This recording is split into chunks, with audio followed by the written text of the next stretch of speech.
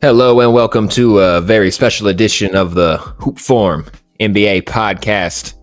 It's Ben Slikerman and Adam Elder here to tackle all the news, action, and drama that this league provides us on a daily basis. And what a night it was last night in the in-season tournament of the NBA. Friday night, IST night, handful of interesting games. The day actually started around 2:30 with the Celtics Magic. Magic grabbed the dub 113-96, a definite clear win. And this actually puts the Magic as second in the Eastern Conference right now with an 11-5 record, looking quite impressive. They are the number one ranked defense in the league right now. Paolo Banchero last night, 23 points, 7 rebounds, 5 assists. Franz Wagner, 17 points, 8 rebounds, 6 assists. 27-3 and no assists from Mo Wagner. Mo Wagner, the other Wagner brother, was absolutely balling. Nice win here by the Magic. I mean, huge for the in-season tournament, especially against the Celtics in terms of just bigger picture as well. So, wow, is all I got to say, honestly. Well, I mean, my first immediate reaction was, now I have to eat crow when, remember, like 2 weeks ago, I think it was, I said that Banchero and Franz aren't going to win you 38 regular season games, and they're a third of the way there, essentially now.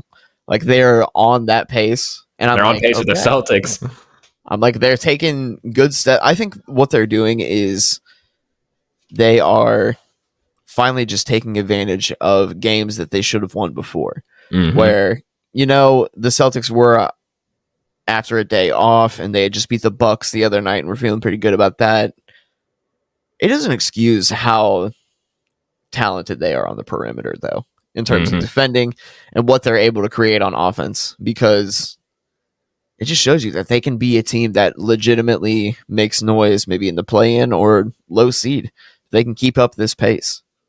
Yeah, and to be the number one ranked defense in the league with a group of young guys like this, it's pretty impressive to say the least, because typically, I mean, you don't have guys this age defending at this level. There's not too much veteran talent on this roster at this point. I mean, you got guys like Gary Harris, Joe Ingles. I guess they count in that respect. But overall, it is a group of just young guys, and they are absolutely tearing it up. Can't say enough great things about them. So go ahead and keep it moving here, though. Huge win for the Magic. Love to see it. What was next? There's another team that's got some airtime from us lately, and that's the Houston Rockets against the Nuggets. Yes, another win.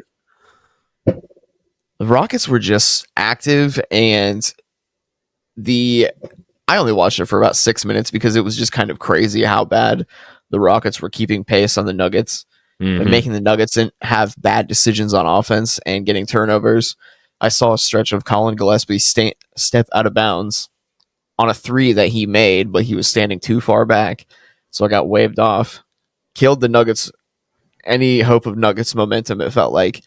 Jokic wasn't getting anything done. Tari Eason was just abusing people. Tari Eason turned around and did the too short right in the middle of the court on someone. I forget who it was on the Nuggets, but I was just like, this is unbelievable.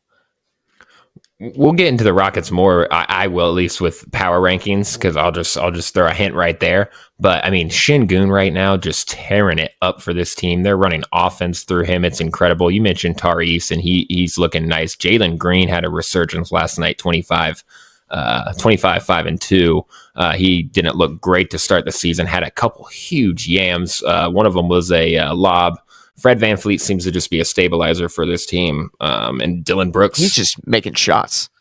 Fred's shots. Like, I can just make the shots that I want to. Did you see that heave of a 3 he had that banked in?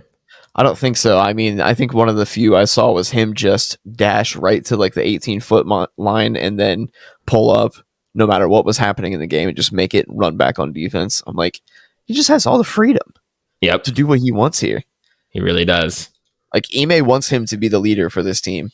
That's what I think regulated Jalen Green a little bit, Yeah, it definitely has. I think he's so comfortable, it seems, in this role as this almost like Chris Paul-esque role. We see in terms of just, that veteran presence that just stabilizes everything, brings you to a baseline level of competitiveness. He seems to be doing that. And I mean, shouts out to Ime to have these guys defending at the level they're defending as well, because there are no slouches on that end of the floor. Let me see here. Third in defense. So look, this is pretty huge for them to have 2 wins on the Celtics, or not the Celtics, on the Nuggets at this point, the defending champs. Again, another young team that's just tearing up. Love the parody. Love the fucking parody. Honestly, it's great right now. So rolling off of that, the other games from last night, another one we had there. Suns beat the Grizzlies. Pretty handed win here. I mean, 110 points to 89. I mean, just absolutely cooked these guys. The Grizzlies are a bone squad right now, as Adam would say. Eric Gordon was balling last night with 20. Devin Booker put up 45 and 4. Grayson Allen 14, 2 and 3. So they were looking good. Looks like no KD was on the floor last night. So they still grab a win against a team they absolutely should. Not much to say here, unfortunately. The Grizzlies are just barren. Don't the Suns remind you? Do you think that they're Western Conference Bucks right now? Like how the Bucks of the last 4 or 5 years? Like, not that wide of a time frame, but just they're a good. They've won 10 games and have lost 5, so they're still in the top 4 in the conference. Mm-hmm. They're winning games, but you can tell it's sloppy. Like, it's right now they're 10 and 6. What's happening? 4th. See, I mean, they made it to 10 wins, but 8 of their last 10. My bad. All without Bradley Beal too. Yeah, non-existent. We've mentioned that a couple times now, which is a question mark long term. But right now they're looking good, and they grab a win here in the in-season tournament. I feel bad for Memphis to a certain degree because it just seems like one thing after another with them. I don't think Smart's back yet, is he? No, his was 3 to 5 weeks, so he's definitely out until at least mid-December. Yeah, that's tough. They tried, but obviously fell short here by quite a bit. I mean, I finally saw it got recognized online. People were like, "Time for a top 3 pick." I'm just like, yes. Yeah, it really is time to do that. Yeah, it's time to really be looking in that direction, and we keep banging that drum, and I think it's really, really getting there at this point. So. Poor Chris Vernon. That's all I gotta say. We'll keep this fine if they get a top 3 pick out of this, or they flip it to someone else. Better make a good pick. That's all I'll say. Better make the right pick, because that's got to be the money shot then. So, all right. The New York Knicks defeat the Miami Heat in a close one. Came down to a buzzer beater 3 from Jimmy Butler that rimmed out. Unfortunately, this was a tough loss here. I was watching a good bit of this game. It was honestly pretty entertaining. Bam puts up a typical Bam stat line here, 20, 21, 12, and 2. Butler with 23. Of course, they fall short to RJ Barrett's 18, 7, and 1. Jalen Brunson's 24, 3, and 3. And Julius Randle grabbed him 13, 8, and 7. And you had IQ with 20 off the bench. So Knicks grab a pretty big win here against a fairly big conference rival. I mean, there's definitely some heat here between these two teams historically. Playoff matchup last year, exactly. And historically, there's definitely beef there. So honestly, fun matchup usually when we see this, and a tight game here that goes to the Knicks' favor. So, I mean, good job, New York, rolling in the in-season tournament there. Second in their group behind Milwaukee.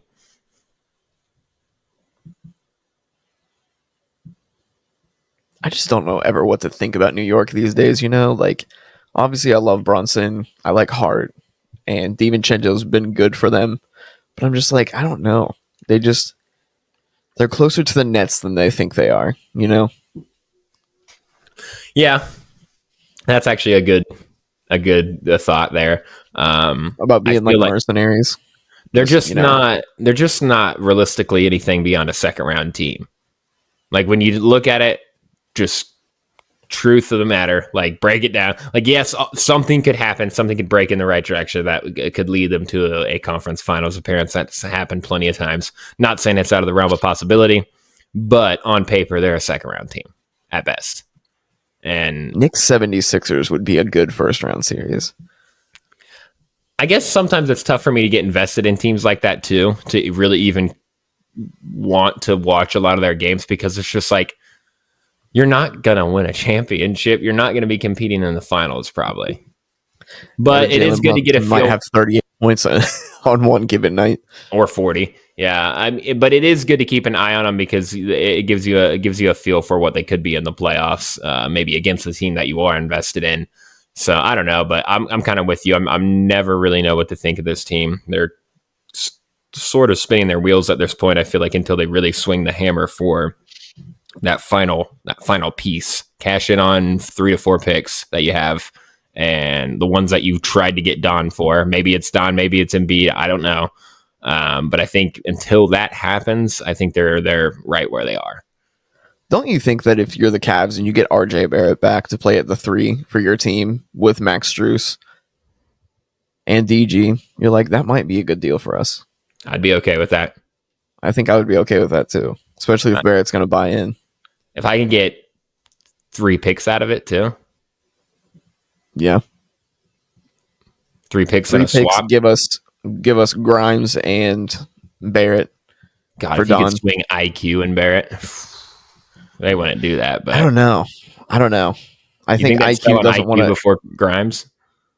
Yes, I think Grimes, because he's more of a rotational player, and I think if IQ gets traded, he's probably expecting to start. You know what I mean? Like, he's still a bench guy for the Knicks, but like for the Cavs over Strus, I think it would be. I would want to buy in big with DG, Strus, Barrett, Allen, and Mobley. Dude, you're buying big in with IQ. What do you thought? IQ's taller than Strus and defends better, in my opinion. I thought he was like 6'2". No, IQ's bigger than that, ain't he? Because Strus is 6'5". Well, maybe I'm wrong here. I thought Emmanuel Quickley was Barrett's 6'7" ish. Okay, you're right. I'm way off here. That's fine. I'll take the L on this one. But IQ, if they could get IQ and Barrett, then IQ and Karras off the bench, my God. That's nice. Wouldn't be bad. I mean, it wouldn't be the worst trade you could get for Don Mitchell out there. And I feel like in the event that they do have to make a trade with him, and it could turn like panicky, maybe, you know what I mean? They might not make the best moves. So, I mean, there's definitely worse moves out there than that. Let's keep it rolling here, though. The rest of the games from last night. So we also had Bulls and the Raptors. Raptors grabbed the win here, 121-108. Highlights. DeMar gets pissed at the end of this game. Yeah. DeMar got hot. And look, Pascal with 18. Scotty 13, 10, and 6. Jakob Poeltl grabbed you 15. OG with 26. Schroeder 17. Just an absolute do it by committee type of evening for these guys. So it's a Raptors night. Definitely a Raptors night. Team effort for sure. And the Bulls just rough in it. They are so out. I feel like this is just the first time they've actually been bad to our expectations with this same roster. That minus one player fell apart. Yeah, and it's fun. A lot of fans want to point to strictly the Lonzo thing too, and I agree that it is probably a little bit of a different situation without Lonzo, but you still had a ceiling. You still had a clear ceiling at the end of the day when you stacked them up. Yeah, but was that ceiling DeMar DeRozan actually playing up to standards in the playoffs and getting good games from Zach LaVine and the committee thing going on, and you beat the 76ers or the Hawks? Or I think that's possible. What do we have except for 2 playoff series out of his whole career to show us that DeMar DeRozan is going to play up to snuff in the playoffs? Literally, because I remember we talked about this maybe, 2 seasons ago when they were having that decent run when they first put this team together. And we were talking about playoff expectations. And I had looked at DeMar's history, and it's like 2 runs that were decent. And then beyond that, he's just always taken L's. So it's because he's just abused on defense. Yeah. Called out by LeBron on isolation. And then he's got nothing. He's got 15 points on the other end. Schemed out of the fucking game. So, yeah, it's really rough in Chicago. We're probably going to see something in December, January, I feel like, for them here. Once some of these other teams can trade a lot of the pieces they signed this summer, I think that's when we're really going to start seeing movement with this team. We already discussed different trade possibilities there for LaVine on a previous episode, so if you want to find that, you can. LaVine's in the title of the episode, so it's not hard to miss. So, yeah, let's keep it rolling from that one, though. Raptors grab a big win there in the in-season tournament over some conference rivals. Kings get the dub over the Minnesota Timberwolves. This is a pretty big win for the Kings here, considering the Timberwolves are leading the West right now. 124 to 111 for the Kings. De'Aaron Fox out here looking like an MVP. 36, 7, and 12. Harrison Barnes, 18, 4, and 2. Domantas Sabonis, 15, 11, and 5. 17, 2, and 17 and 2 from Malik Monk. Pretty big night here for the Kings to beat the number one team in the Western Conference, and tough loss for the Wolves. They gave it their all. I was watching the highlights for this game. Cat played really well. Ant was playing phenomenal with 35 points. Cat himself got 27. But they just couldn't quite get it. It got out of hand for them multiple times. And the Kings, they just, once they get rolling, man, they are so quick. De'Aaron Fox is fearless to shoot the three right now, and it looks good. And they're playing really good basketball right now. And we'll talk more about them once we get into power rankings. But yeah, big win here for the Kings.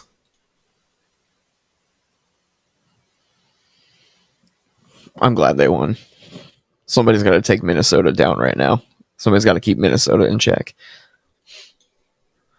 Yeah, it's a good win for them. And like I said, with De'Aaron Fox playing the way he is right now, I mean, I would say he's definitely, I mean, they're not ranked high enough for him to realistically probably be the MVP, but I'd say he's definitely sitting at the table right now, if you will, because he's had a couple, I mean, I think he might be averaging over 30. Let me see here.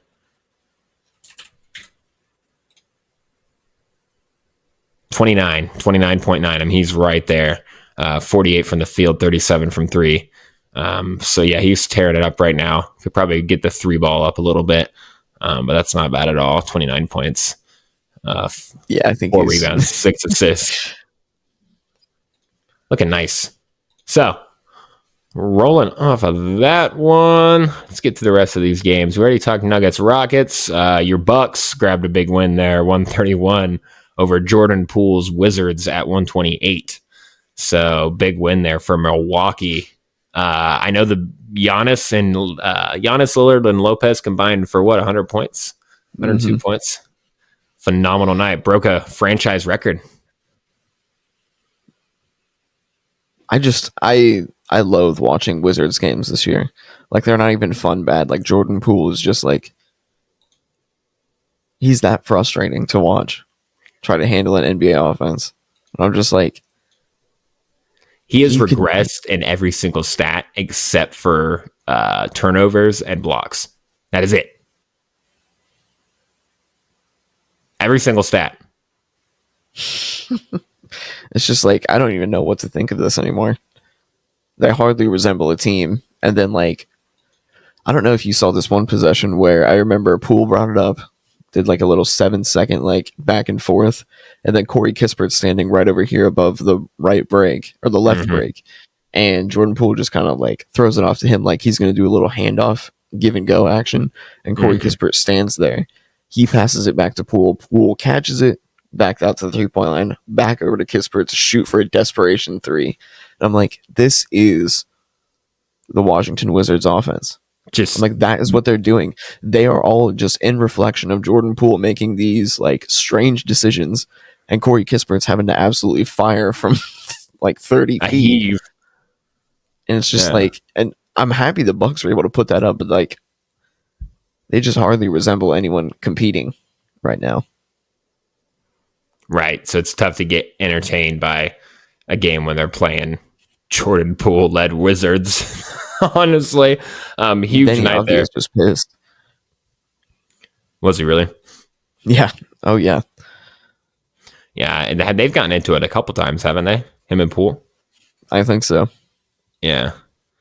Yeah, Poole might get popped again in the face here. We'll see what happens. Big night for Giannis, Brook, and Dame, though. I mean, to get that many points up on the board, 31 for Giannis, 39 for Brook, and 31 for Lillard. Looking like some monsters out there. Obvious win for them. I mean, you should be winning this game, so it's not like we should be like overjoyed. But that is some pretty impressive numbers there from them. So bravo. And then as far as Jordan Poole goes, let's get it together, man. Start making some smarter decisions. Start trying to find your way here, because you're completely lost at this point, and we're wondering if you were ever found in the first place. So I think he just needs to play like a point guard. Is all it is. You just need to play like a competent point guard. But he's not a competent. He can start to find it. But I feel like he could approach that. At least try to approach the game in that way, where he's playing competent point guard.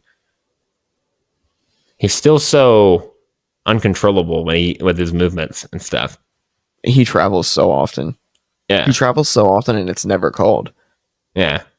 And I'm just like, how does this guy get away with it? The travel calling is actually horrible this year. They're making some horrible, like, it's just completely uneven across the league right now. Yeah. Like, you see some ridiculous stuff happening in terms of what they're calling. Like that one night I was watching that Philly game where they just kept calling Philly for travels. I've seen it a couple of times. And then you got guys who are like habitual travelers and they never get called for it, like in the case of Jordan Poole. So yeah, it's just weird. They need to get that some more consistency across the board there.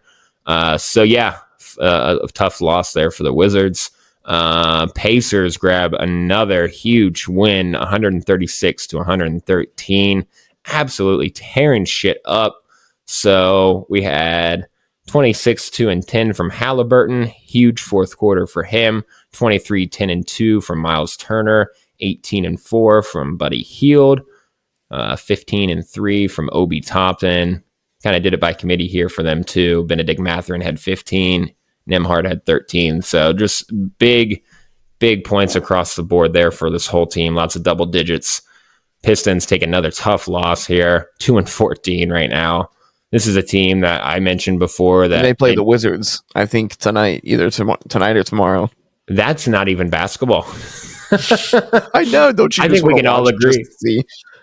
I'd watch it for Asar Thompson. That's about it. Jaden Ivey. Yeah, Jaden Ivey and Asar Thompson, and that's about it. There's no one on the Wizards who intrigues me. And the Pistons, like I said before, I mentioned this on a previous episode, it's like they just got to be keeping their fingers crossed for that lottery. They have got to be praying for the first pick. I mean, that is it. That is all you have right now, because you are clearly going nowhere. Monty's bagged up. That's a lot of money sunken into a coach when you're not really competitive and you don't really have any clear path to getting there.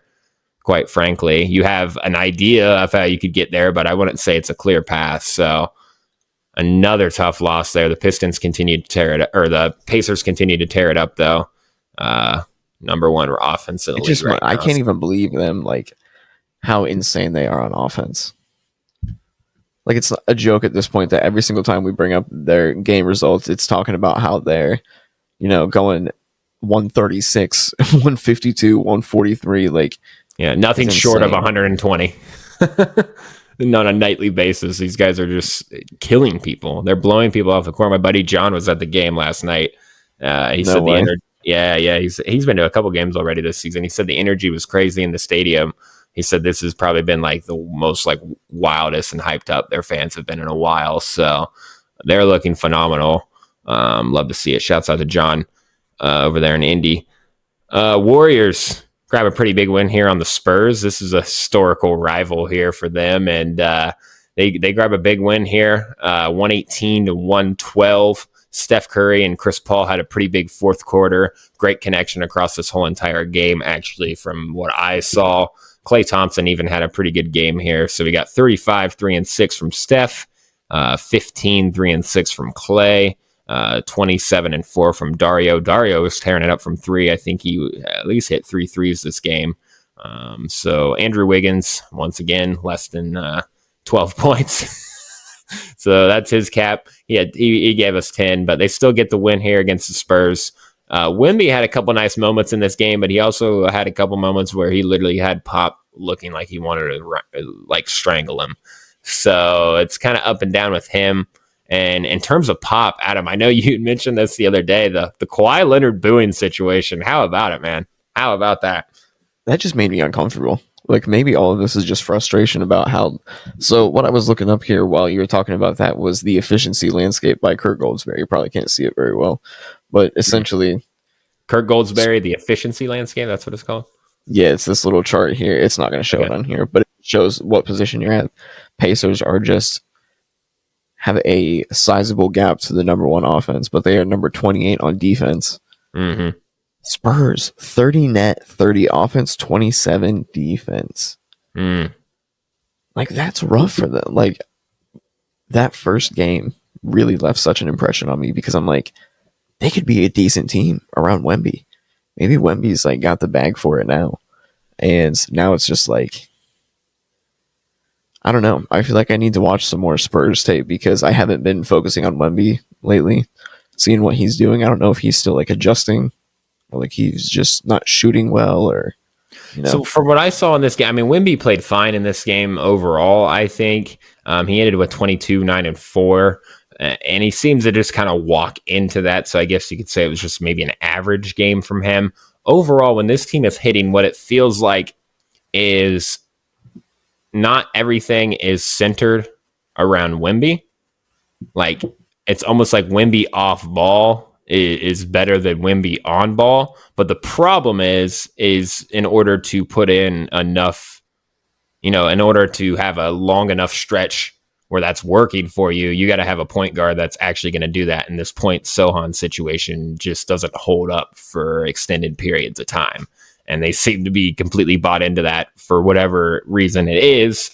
And I think ultimately that's going to be what really needs to change here before this team hits, because when they're flowing, man, Vassell's playing off ball really nice. Wemby's playing off ball really nice. The ball is moving. Zach Collins almost becomes a bit of a hub in terms of like passing and dribble handoffs and things like that, and it really flows well.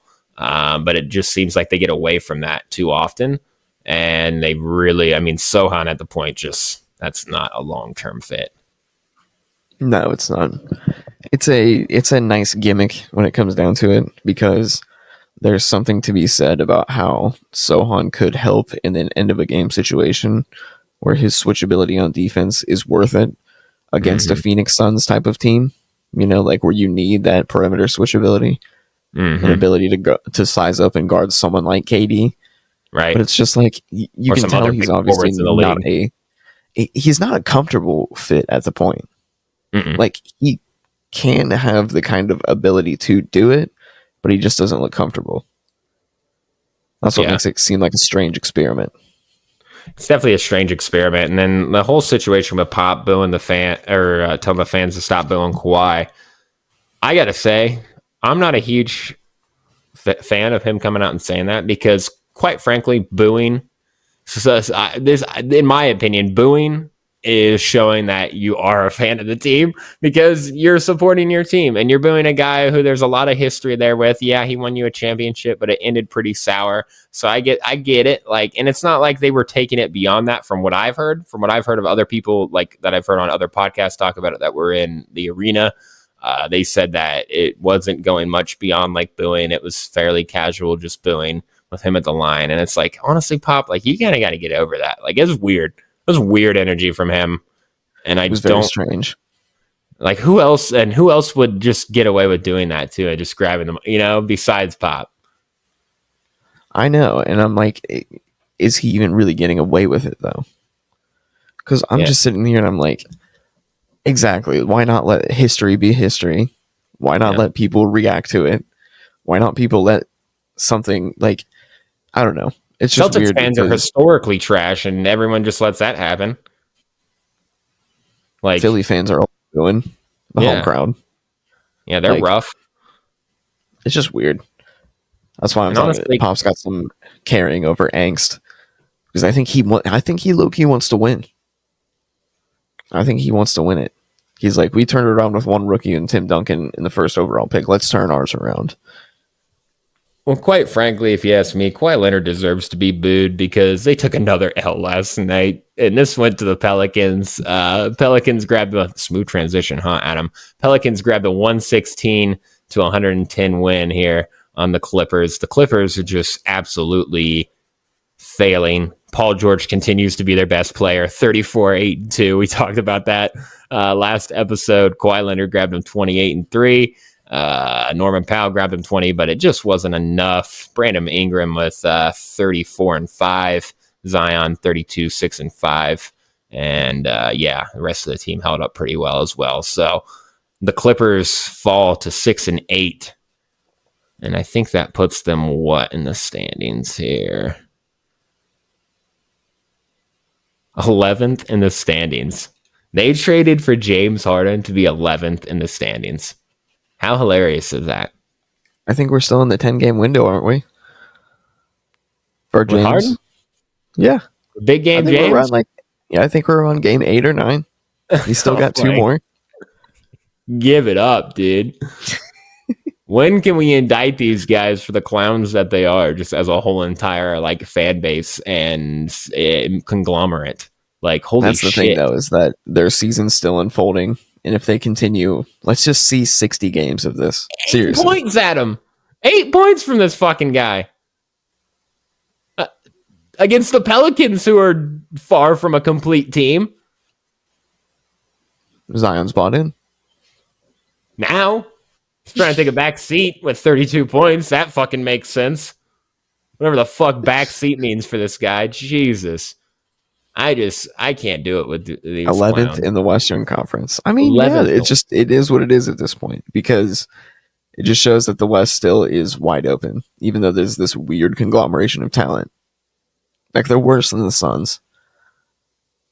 Yeah, they're bad. They're worse than the Lakers too, period. They are a worse team than the Lakers, clearly. For the first time, I think, over the last few years, they are just clearly a worse team. Because with the Russ era Lakers, obviously that was a worse team than the Clippers with all their depth, I think. But now the tables have turned. Whereas Michael Scott would say, "Oh, how the tables."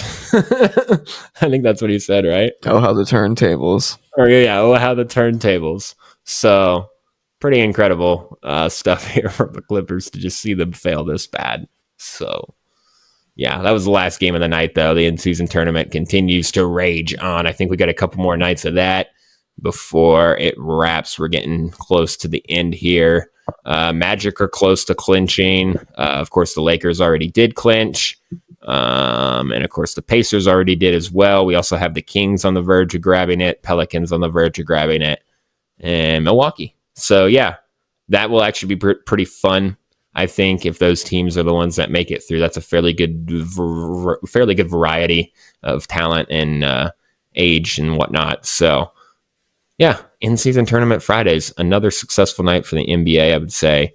A little bit more competitive than Tuesday of this week. So, but let's keep it rolling here to the main event of the evening for this episode. Adam Elder, something we haven't quite done yet, power rankings.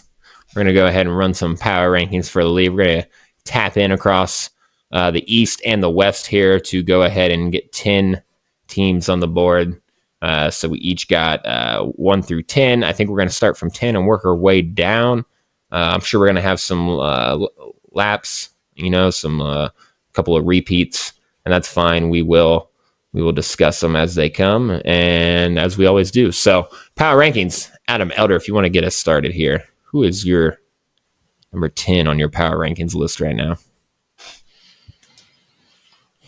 Now I did my list was obviously 0 up or 10 up to 1, but I just wrote one little quote beside just for right now power rankings. Number 10 is the Miami Heat because they are never out. They're still winning games. Jaime Jaquez Jr. is actually someone that is a contributor to NBA games and will be a closer for them, and someone that, my God, is 6'7", playing for the Miami Heat. That's going to be huge for them. And the fact that he's this young and can play 38 minutes, I feel like they are turning him into every bit of minutes that Max Strus had on their team last year. And I don't know how the Josh Richardson experience is really going in Miami. I see him on the bench a lot of all the minutes that I've watched of Heat games. You know who has a connection with him? Him and Kyle Lowry have a good connection on the floor. That's nice because you know that lineup is going to be used. And then you have Highsmith coming off the bench. You have Hero, who is just, I don't even know what he is for this team. I feel like they should have actually dealt him. Not to just keep going into the Dame trade, but like they could have found something else to deal him somewhere and got back probably a wing at the very least. Because I'm just like, he scores points, but even when he's out, the team wins games. Yeah, and Duncan Robinson's honestly doing more for this team right now than Tyler Herro anyway, ironically. Yeah. So what's crazy about them right now is it's like you said, they're never out of it. They're never truly out of it. I almost had them on my power rankings. They would have been 10th. They barely got edged out. I had a couple different variations of this list, but it's something I had pulled from there when I was looking at them. They're winners of 8 of their last 10. They're sitting right now in the East at number 5, so not bad. They're 2 best lineups right now, so this I thought just was interesting. Number 1 lineup right now per 100 possessions, according to Basketball Reference, is Butler, Highsmith, Lowry, Robinson, Adebayo. Their second best is Jaquez, Martin, Richardson, Robinson, Adebayo. So they have a lineup. Their second best lineup doesn't even have Jimmy Butler in it. That's actually a pretty good fucking sign. And I think that's a testament to Jaime Jaquez, who, like you said, is looking phenomenal. Has a great connection with Bam Adebayo on the floor. Has great vision, too. Some of the assists this guy gets are pretty impressive. And like you said, for him to have the height for this team, that is so huge because they just don't have a lot of size. And I have liked what I've seen from Richardson as far as that experience goes. Like I said, I've seen the connection between him and Lowry, especially in a couple of their most recent games. So, yeah, I think things are looking good for the Heat. I would say they're probably 11th on my list because I almost had them 10. So, yeah, they're there. Easy they're on enough. the fringe. Yes. But I would say realistically, they're anywhere from that 10 to 13 range. Probably could be argued that they're a little bit not there, around the 13-ish range, because they're not, because when you put it into perspective for me, I'm looking at okay, they're better than the Lakers right now. I think realistically they'd better. I think they're better than some of those teams in the Western Conference that think, oh, we're going to get it together and we're contenders. No, you're not. The Warriors, better than the Miami Heat are better. Yeah, they're better than. They're not better than the Rockets. The Rockets are who edged them out for me, actually. But I don't know. They're always lurking. Yeah, exactly. Yeah. Number 10 for me, Houston Rockets. I know you're pretty hype about them as well. They're 8-6 right now. They're sitting. What is that? They're sitting. Where did they go? Seventh in the Western Conference. So pretty good for them. They have the 19th ranked offense, which isn't great, but the 3rd ranked defense, 5th in net rating. This team is finding themselves and building great chemistry. Seems to be a lot of offense running through Şengün, which has been interesting. They're almost like playing him like Jokic. He's kind of just doing a lot of the similar things. He is undersized, though. Like, he is smaller than Sabonis. Yes. Yeah. And so I feel like Sabonis is approaching an undersized 5, and he's smaller than Sabonis. Yeah, that's why I think long term, you can't rely on. He needs to be AD'd. Yeah, he needs to be AD'd. And I think having Fred VanVleet there definitely helps with that. They have a pretty good connection as well. I already mentioned Jalen Green having his resurgence last night with 25, 5, and 2. So that was a pretty big game for him. But yeah, I mean, I like what I see from the Rockets. I know you do as well. You're making me go through a crisis here because the Rockets were not in my top 10. And I feel like that's kind of hot. And I feel like I kind of forgot them. Dude, the power rankings were actually tough to do. I went through 3 variations, like I said, because I kept getting closer to the top and I realized how many teams were left that I was going to have to put on. And I was like, holy shit. I was like, it is so messy towards the top when you get to 6. So I had a couple different things, but I just couldn't leave these guys off. Their best lineup right now, shouts out Dylan Brooks, Jalen Green, Alperen Şengün, Jabari Smith, and Fred VanVleet.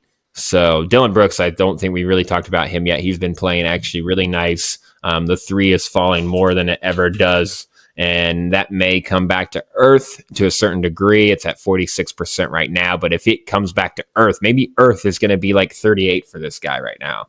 And if that guy can shoot like 38 to 40% from three, then my God, you just got a hell of a player, because he still is a dog on defense. At a discount.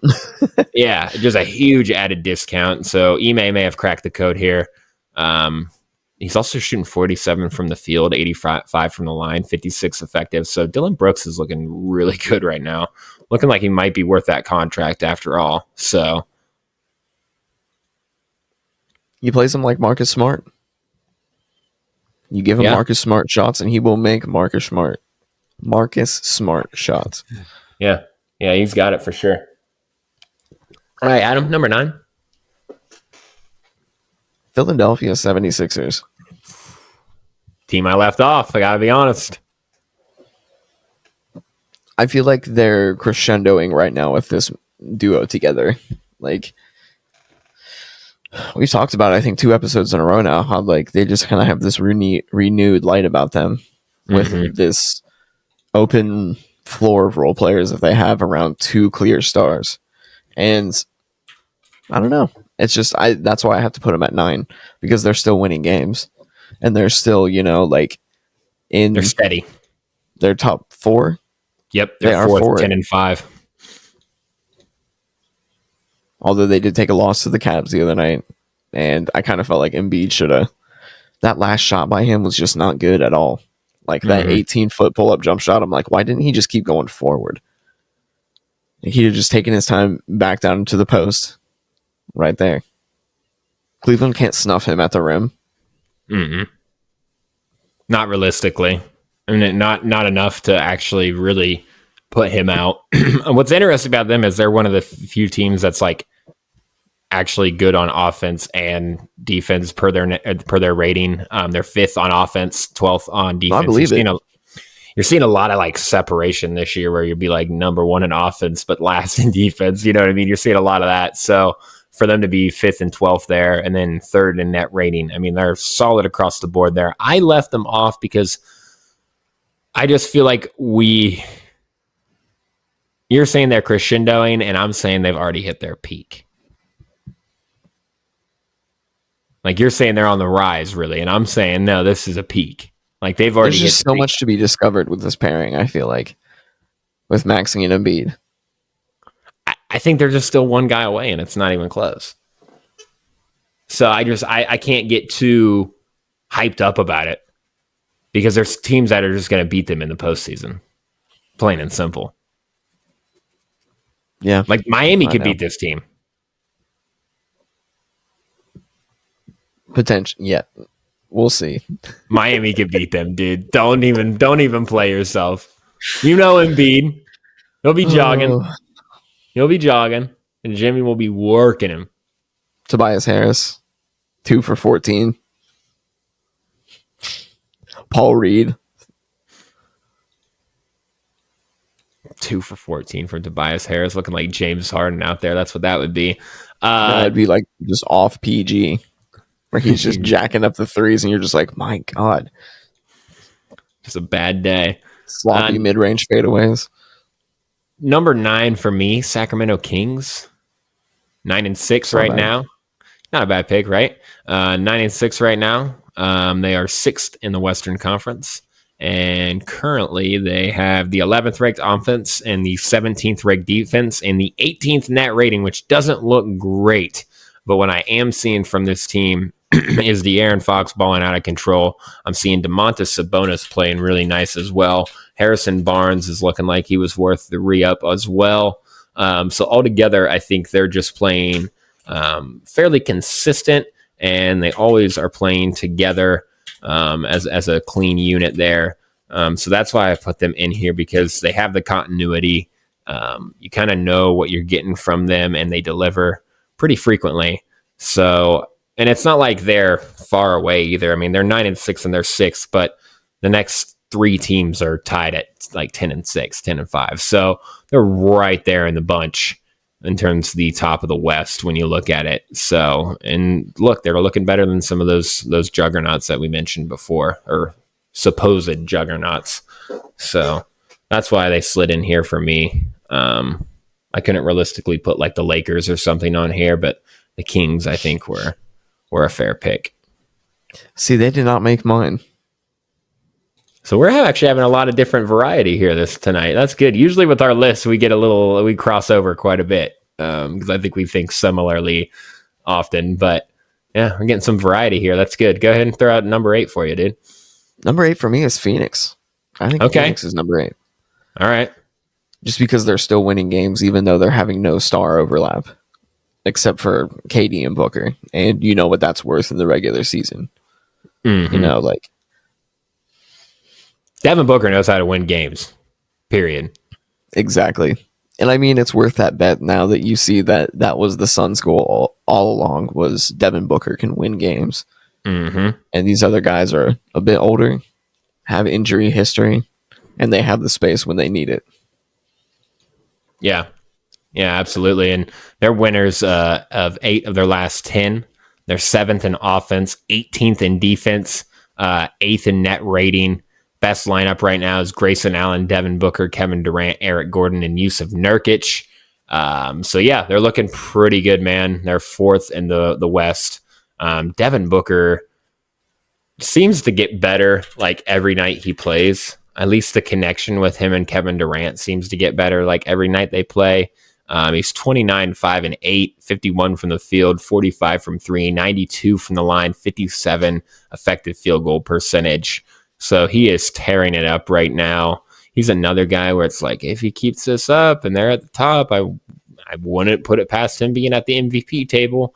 Maybe towards the top there. I mean, I think it's kind of up in the air right now with how much parity there is going on. I don't even think you could say Jokic is a clear MVP because they're only the 6th seed right now. And look, expectations are higher since he's a champion right now. So that kind of raises the stakes a little bit in terms of what you expect from him and that team as a whole. So I think the MVP race is messy, and I think Devin Booker has his name in the hat right now in the absolute least. So shouts out D-Book. Point Book. You know, there's a lot more similarities between this pairing of Booker and KD and Kyrie and LeBron. Because think you have your legendary superstar wing going back to a place with their drafted point guard, Devin Booker, who's never won a ring. Both stars having 2 rings going into that situation and hadn't won one in a while. Good lineup. Hadn't been a while for LeBron. They came off of 3 years was a while for Braun. Wasn't 3, was it?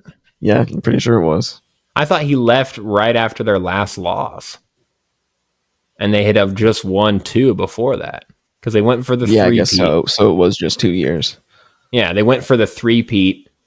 And then they missed the 3-peat. And then he left the next year, didn't he? And then lost to the Warriors. And then won. And so, then yeah, won. it was just 2 years. 2 years, yeah. Because he did lose the first year back in Cleveland. Yeah. Fucking Warriors. God, that's enough to just get your blood boiling. Good pick there. I like that. The Suns at number 8 for you. Number 8 for me, we've talked a lot about this team and we're going to keep talking about them, but it's the Indiana Pacers. I had to put them on this list. They have a lot of power right now because they're just tearing shit up. So if we're talking right now, power rankings, who's hot? They're 9-6, winners of 6 of their last 10. They clinched the IST for their group.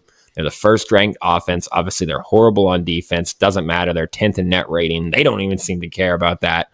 And I love that. Their energy is awesome. What I really enjoy is Obi Toppin as part of their best lineup, which is Tyrese Halliburton, Bruce Brown, Benedict Mathurin, Miles Turner, and, of course, Obi Toppin. I love to see him find a place finally. And really get a chance to prove himself. The connection between him and Halliburton, I think, is just about as good as we all thought it could be. He's shooting 60 from the field right now, 85 from the line, 66 effective field goal. He's putting up 12 points a game. I just like the way he fits. I like the way he plays. He plays real hard. He plays smart as well, and the connection between him and Halliburton has been fun. So love to see it for Obi Toppin. That's one guy that I guess we haven't been hyping up as much when we do talk about this team. And you couldn't love Bruce Brown anymore, could you, huh? I know. It is great to see Bruce Brown still affecting winning in such a big way and being part of. He's a starter too, right? Oh yeah, yeah. He's part of their best. So lineup. It's just such a great pairing together. Is Halliburton and Brown? Mm-hmm. Like it's immediately a top 4 guard rotation. He's like, I mean, he would fit in so many places, but like, I feel like timeline wise, he fits this well because he's not significantly older than him, but he already has the championship. And he's just the ultimate Swiss Army knife in this case. So definitely love the Pacers. They had to make this list for me. I couldn't realistically put them any higher compared to how deep it gets as we get further here. But yeah, they're 8th for me. So Adam, who's number 7 on your list today? Indiana did not make my list either, by the way. Really? Dude, where are you going? Number 7 is OKC. Wow, OKC you got them that low? 7. I mean, they're shooting 50, 40, 90 as a team. Chet's going off. I understand it. But I don't know. That's just where I got to first. I'm going off of pure power rankings today. I did not look at the standings. I just went right off of gut. I just was like, who is hot right now? Indiana, it's just I want to see them tighten up on defense before it gets extra serious. Like they need to have like a second half part of the season where they're tightening down and can be like a top 14 defense. I think they can get there with the amount of athletes that they have. They're gonna have to if they want to do anything for real. But what's your case with the Thunder there? I'm just interested to see who you have above them. You got the Thunder at number 7. Well, I mean, I don't feel like it gets too hot because, I mean, for me, the Thunder, they're just finally playing to their experience to win games and not just be prospects, not run a team of straight prospects out there. Like you have Shea playing at an MVP level. Definitely all NBA playing level. like a fucking animal. Yeah, Chet is absolutely balling out and playing great defense and looks like just a weird hybrid 5. And he has perfect size amongst the rest of the defenders. I mean, Jalen Williams and Lou Dort is an incredible forward combination. J-Dub is nice. And Josh Giddey's controlling things. Like, I don't know. It's tough name to bring up right now, Mr. tough Josh name to bring up right now. Let's just say, right, let's just clear the air.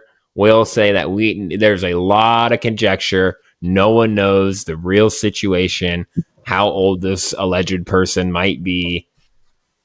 No one should really be commenting on the situation. No one should really be commenting on the situation until it is completely cleared.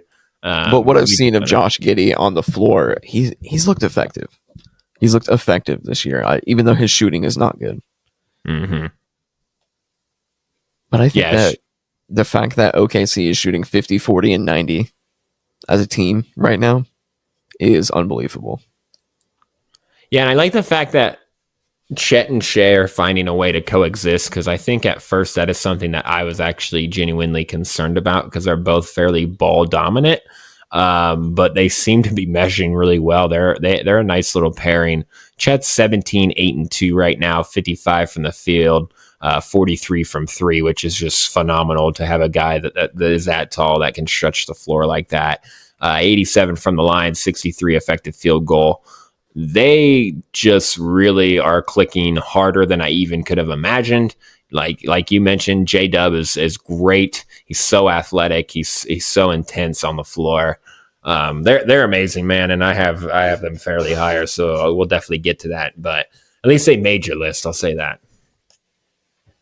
I mean, yeah, but I see them at number 7 right now. But plus Isaiah Joe, 23 from 28. over the last, I don't even know how many games, but I'm pretty sure I saw that stat earlier today. Mm-hmm. 23 of 28 from three. That's a nice depth piece to have. Insane shooting. But yes, number 7. There you go. I got Dallas at number 7. They're 10-5. They're winners of the 6 of their last 10. They're the 3rd ranked offense, 23rd ranked defense. Don't like to see that, especially not out of a Jason Kidd team. But I think they can get it together in certain clutch moments. They seem to play fairly decent as a team.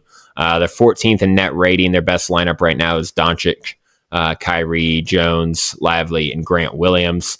I've been just absolutely in love with Grant Williams on this team. I guess I didn't know this prior to it, but him and Luka were quite buddy-buddy prior to Williams coming here. Grant always wore Luka's shoes previously, so it's great to see that off-court fit meshes so well on court. He's shooting 44 from 3 right now, Williams is, and that's on, let's see, how many attempts? Automatic. About 6 attempts a game, so he is literally damn near automatic, and it's phenomenal to see. I like what I see from this team. I still have my questions in terms of their playoff defense for sure. I already mentioned that, but they are 3rd in the West right now, so I felt like I couldn't leave them off by any means, but I realistically couldn't put them any higher, even if like one of the teams I have above them here is behind them technically in the conference standings. It's just in terms of their actual power right now. I think they felt like a good fit for me at number 7. And that's honestly pretty respectable for them because a lot of people were down on this team coming into the season, and for them to be 3rd right now in their standings, in the conference standings, that's a good start, a really good start for them, 10-5. I have that higher up. That's fair. That's fair. We're So getting we have a different switch here at least. Yeah, we do. But yes, I have them a little bit higher up. All right. Well, let's keep it rolling here. Number 6 for you. Denver Nuggets. I got to tell you, left them off the list. It's fair. I left them off. I couldn't bring myself to put them on there. I mean, it's fair to say because they really are they're missing Jamal right now. And KCP is kind of like taking a step back in shooting. Mm-hmm. Like he's been kind of a little bit dry, but I think it's mostly because of he's setting himself up off of Jokic. And there's no Michael Porter Jr. is trying to pass the ball. And he's trying to swing the rock. He is trying to swing the rock, and I think it's just still a work in progress. Mm-hmm. Because he's I think there's a fear of Ben Simmonsing it. Because he kind of had a move like that against the Rockets the other night, and I was just like, damn, dude. Like, you're 6'10", just take it to the rim. Mm-hmm. You don't need to try to throw it to Aaron Gordon for a contested corner 3. Right. You have the size and the ability to finish. Well, let's put 2 and 2 together here and make it happen. Yeah. But it's just that they still have a good portion of their core playing. Jokic is still playing at a very high level, even though he's cooled. But, I still feel like they're still top 6 in the league, even when they're at this pace. Because they're still able to win games. And the Rockets just absolutely out-hustled them the other night. So for me, it was just recency bias. I know they're the reigning defending champs, but they're 10-6 and they're 5th in the West based off their winning percentage. The problem for me was when I looked at their last 10, they're 5-5 of their last 10. So I'm just like, that's not, that just to me that's pretty mediocre. So you just don't have a lot of power in my eyes. You're not really hot right now. I think long term they're still sitting comfortably. And they obviously don't have Jamal, so it's going to hinder them no matter what. So, but I think the placing of them there is still respectable. I just know that I left them off, and that's probably a little bit hot. So I might get some shade for that one. But grow up, I don't care. I left the reigning champs off the power rankings. My bad. I'll go ahead and they've taken a spill. Yeah. Yeah, they're taking a spill. And what concerns me is just how long Jamal will actually be out and what is it going to look like when he comes back, and can they find their way quick enough and get it together. So there is question marks hanging right now that shouldn't make you feel great by any means if you're a Nuggets fan. So number 6 for me, Milwaukee Bucks. I thought this was a respectable fit here. This is when things really got tight for me at 6 through 1. So I had to start making some tough decisions. All of these teams are really close for me though, from the 6 onward. So Milwaukee Bucks 11-5. Winners of 7 of their last 10 games. They're 4th in offense, 22nd in defense. Quite the fall from grace from them on defense. But 13th net rating, so it kind of balances out there. Giannis, Malik Beasley, Damian Lillard, Brook Lopez, and Chris Middleton is their best lineup right now. Of course, Giannis, Lillard, and Brook Lopez had that huge game the other night. Malik Beasley has been fairly consistent for them, though, and that's good as well. That defense, though, is just not going to hold up in the playoffs. You had mentioned it, I think, on our last episode, where when you're watching, it's like they just don't actually have it. Yes, they're going to start getting it together here in the regular season, and they seem to be doing that. I think they're 3rd in the East right now. So they're starting to get back on pace with what they normally are. But that playoff defense, that is just going to be really tough for them if they're going to be playing like the 22nd ranked defense in the league. Just pure and simple. It's fair enough because, Damian Lillard is going to be exploited on the defensive end. He is going to be exploited. Specifically by Boston. And so will Malik Beasley. Mm-hmm. And we saw it the other night too. Boston just literally could not, or they were keeping the game completely out of reach on Milwaukee. Didn't matter what Dame time could happen or not. And it was just always exemplified by Kristaps Porzingis dunks. It was just absolutely insane. Yeah. The effort is there, but it's just Giannis is not playing at his peak form right now. Mm-hmm. Because that's what it's going to take, realistically, for them to win against the Celtics, is Giannis playing at peak form. Yeah. Next level Giannis. He is like 43 points in an elimination game, Giannis. MVP Giannis. Definitely. Is what you're going to need. I mean, he's their best player. And he should be their best player. Damian Lillard is amazing. Don't get me wrong. But Giannis is younger, more athletic, bigger. It's just the position-wise, it makes more sense for him to be the best player. It's all around. And I think ultimately we just haven't seen that fire from him that I thought we were going to see. Same goes for Dame Lillard, and that's kind of why they've been somewhat spinning their tires to start, but they're starting to get it under control here. But again, that defense, oof. Adam, number 5. Who was number 5 on your power rankings today? That was the Milwaukee Bucks. I had them at number 5. There you go. So we were pretty close on that one there. I think 6 and 5 is pretty interchangeable there in this case. So yeah, Milwaukee Bucks. Number 5 for me, the bright future Orlando Magic. The Orlando Magic make number 5 for me. They're 11-5, winners of 7 of their last 10. I think I already went through that. They're the first ranked defense right now. They're 6th in net rating. Best lineup on the floor is Paolo, Bataze, Anthony Black, Jalen Suggs, and Franz Wagner. Franz was balling against the Celtics.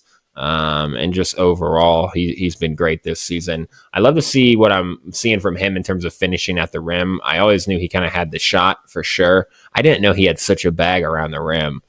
Some of these scoop layups and these up and unders, or these wild floaters where he's coming off of one leg on the baseline and it banks in, and you're like, what? Where is this coming from? So I really didn't know he had that much of a bag, honestly, at the rim, and it's been fun to see. So yeah, they made 5th for me. Again, it's getting tight here at the top, so I had to make a decision there, and they made it there. So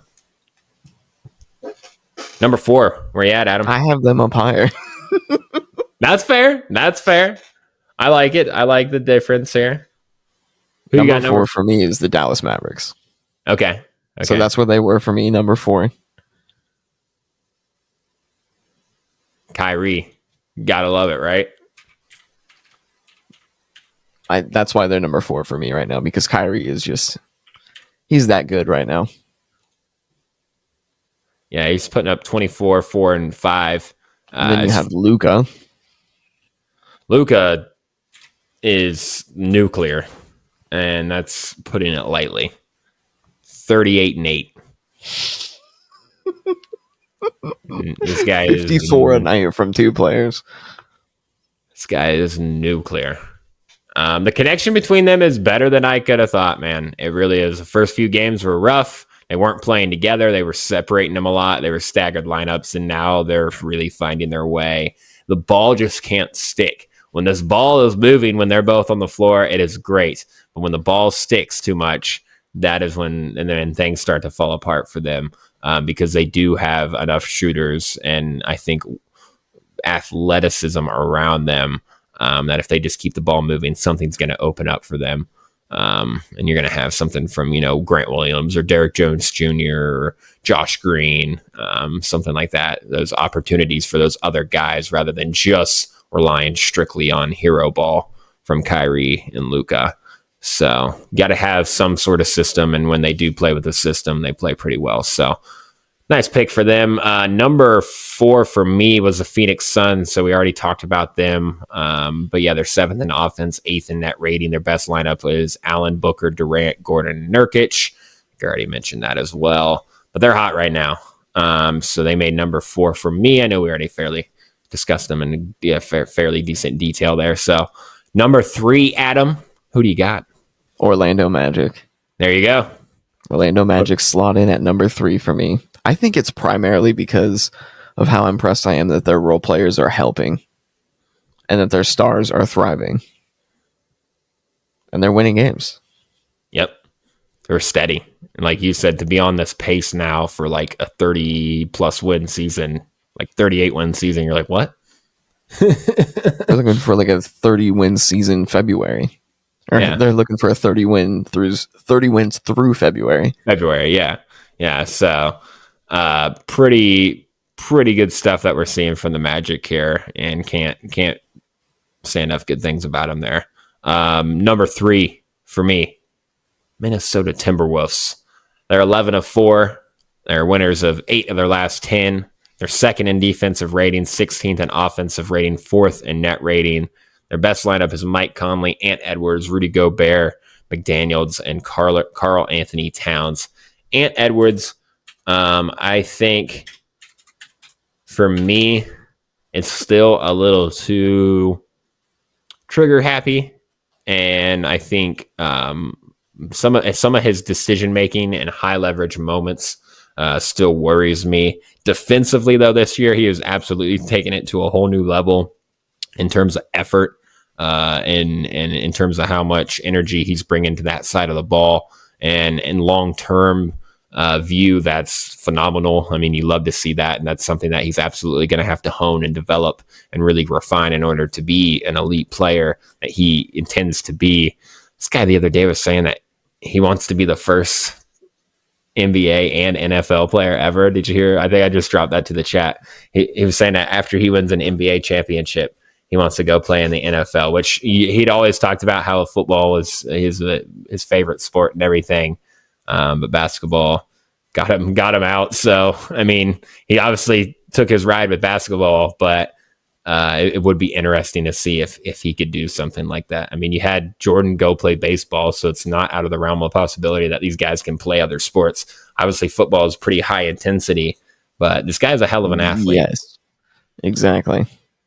This guy is an very high intensity. I mean, is he going to be like a wideout then? Yeah, because he's not like super tall. What, he's 6'5"? 6'5". He'd be huge on the football field, dude. He'd be huge. He's 6'4". Be a wide receiver, right? I don't know. It's just, doesn't that energy always just feel off to you for the Timberwolves, even though they're winning right now?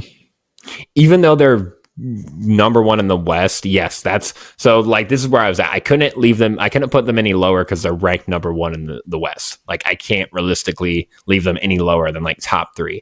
But I didn't want to put them at number 1 based off of simply that their record is the best right now and their win percentage is best. For me, it just came down to the fact that, like what you're saying, there's still just something that feels off. And what feels off to me is Karl Anthony Towns actually taking a backseat to Anthony Edwards. I just don't think he actually wants to do that. There is nights where he plays really well, but I think in his mind, he is still that guy, and that's just not how it is. And I keep reiterating this because it's something that I just kind of see from his energy on the floor.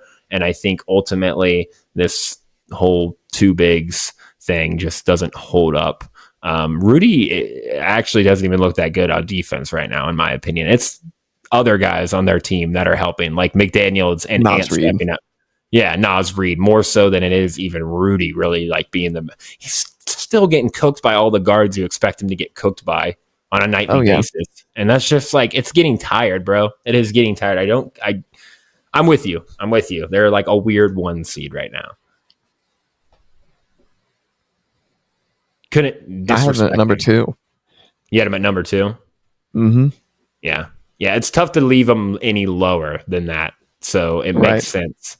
But I think if we were talking like really contenders, though, I think I might say they're a pretender.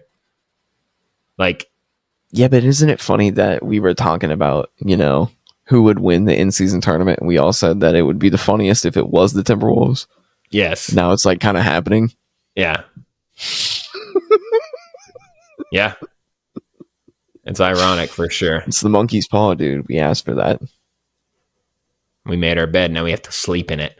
Number 2 for me, Boston Celtics. 12-4. Winners of 7 of their last 10. They're first in the East. They're 8th in offense, 4th in defense, 2nd in net rating. Absolutely killing it. Best lineup on the floor: Holiday, Brown, Tatum, Zingis, and White. Porzingis, you want to hear some crazy stats from Porzingis, man. This blew my fucking mind yesterday. Check this out, Adam Elder. 1.56 points per post up for Kristaps Porzingis right now. That's in the 100th percentile. He has never been that good off a post up. He's shooting fouls on a quarter of those post up opportunities. Rick Carlisle once said that we are not giving him the post up because it just is not a smart play. The post up is a smart play for this guy right now. It is like this break glass button that they can just press when their offense finds itself in mud, which isn't exactly very often, but this button that they can just press, which is the Kristaps Porzingis post up, and it's fucking working. And it honestly kind of annoys me. I know you're annoyed with his team as well, just because of how good they are. To see Drew obviously go to them and work out so well has been a little bit infuriating. So, but they're great, man. They really are, and you just can't deny it. They're my number 1. Yeah, a clear pick right there at number 1. And I almost they just look like the best team in the league, and it's just Drew fucking Holiday. Yeah, I mean, once the fact that they have Holiday and Tatum and Brown. No, it's the fact that they have Holiday and Kristaps Porzingis, quite frankly, because that's what's putting them over the top right now. We know what Tatum's bringing you. We know what Jaylen Brown's bringing you, and if they don't bring you that, then damn, that's a shame, and shame on them, and they should be indicted for it. But it's Holiday and Zingis, man. Zingis is, I think, their second best player right now, actually. I think it goes Tatum, Zingis, Holiday, Brown. Honestly. And I think Derek White even does more than Brown at points. I'm not even shitting you. I don't know. I think Brown can be 5. And then it's Horford after that. That's a deep team, though. If so Jaylen Brown is like your fourth, fucking stupid, huh? It's so stupid. Yeah, it is dumb how deep they are. Yeah, if Jaylen Brown's your like 4th best player, I think you're sitting pretty fucking good. Look, I'm gonna press the button. I'm gonna be hot. Maybe it's not hot. It's not hot, but I got Oklahoma City Thunder at number 1 today. I was wondering, I'm like, it can only be the Thunder that's left. Yep, I'm going to do it. I'm going to put them there. I put them over the Celtics, maybe out of spite secretly, but I'll take the spite win here. So Oklahoma City Thunder, 11-4, winners of 8 of their last 10. They're 6th in offense, 5th in defense. They're 1st in net rating. Best lineup on the floor is Shea, Gilgeous Alexander, Josh Giddey, Lou Dort, Chet Holmgren, and Jalen Williams. So they have been absolutely phenomenal. We have sung their praises multiple times here already, but I'm loving what I'm seeing from them. Shea Gilders-Alexander right now is obviously sitting at the table with giants in terms of offensive stats. We mentioned that on our last episode. Him and Halliburton both are up there. But SGA, 36-6, 53 from the field, 35 from three, 93 from the line. My God, tearing it up from the free throw line, and he gets there for sure a little bit more often this season than he did before. And 57 effective field goals. So Thunder tearing it up. Phenomenal year for them so far. Second in the Western Conference.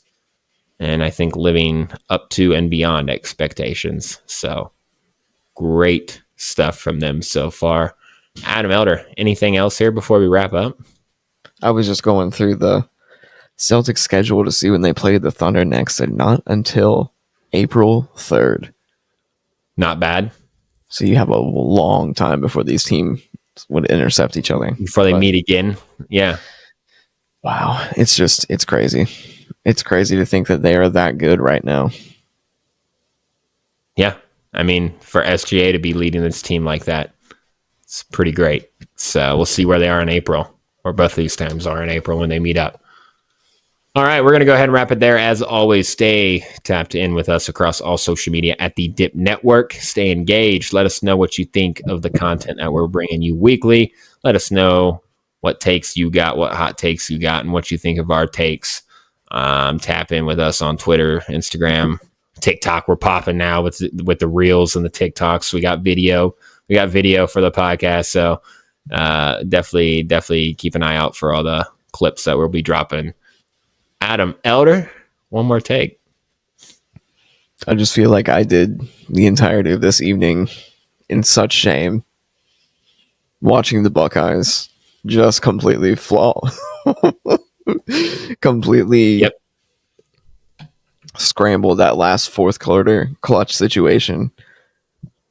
When the clock said 2 minutes and like 30 seconds left and Michigan still had the ball and we're driving on like third down, I was like, this game's over.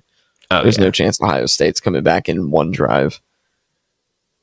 And it's crazy, too, that it ended in a very similar situation as last year. They have this one drive left to make something happen and try to win, and they just can't do it. So I'll keep riding it right off of that, man. And I said it pre-pod, and I've been saying it.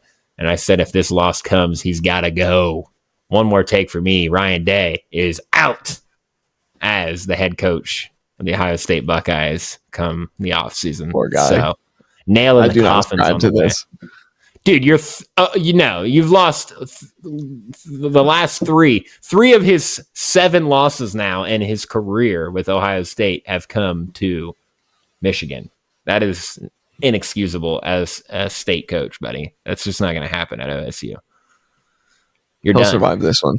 He'll survive this one. If he doesn't win the next one, he's out. I will agree with that. Turns out 3 versus Michigan. A tough team. He needs 4 tries against Michigan on his own. Turns out this is not a tough I think team. 4 is the threshold. This one was it came down to a bad throw by the quarterback is what it came down to. But he got sacked. It came down to your offensive line not holding up is what it came down to. I don't know. And there was a lot of pressure on him all game, so I would argue that the offensive lineup was tough the whole game. You were salty, weren't you? You were blood boiling. I could hear it in your voice. You've had a bad day, dude. Because, okay, let me just paint the picture for the audience here. It's just me sitting there. Sophie is asleep and quiet. And Ohio State scores 2 touchdowns and I'm quiet the entire time. And then the TV was on mute from basically 12 minutes left in the fourth quarter on, just to keep the house quiet and her napping. So I was just like sitting there in complete silence, not reacting. So internally I'm just exploding. Mm-hmm. And then I watched this interception happen just in silence on my couch. I'm just sitting there and I'm just like, I had no reaction. I was just sitting there and I was just like, yeah, it was a shame. It was like the scene from Oppenheimer, the Trinity scene. Mm-hmm. Everything just went clear. Everything went clear for you. You realized it was over. We're going to wrap it there, though. Peace.